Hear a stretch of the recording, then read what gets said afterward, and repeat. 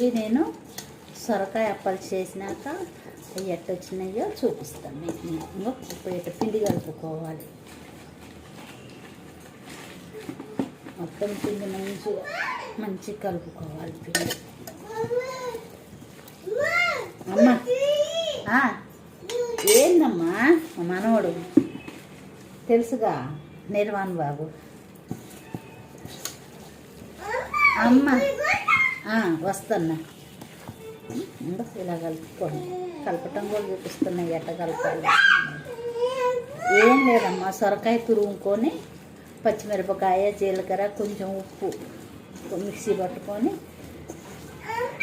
అది మొత్తం సొరకాయకు పట్టేటట్టు కలుపుకున్న తర్వాత కొంచెం నువ్వులు వేసుకోండి. నువ్వులు వేసుకొని ఇక బియ్యపిండి బియ్యపిండి సరిపోయేంత బియ్యపిండి కలిపి చేసేసుకుంటే సొరకాయ అప్పులు బాగుంటాయి.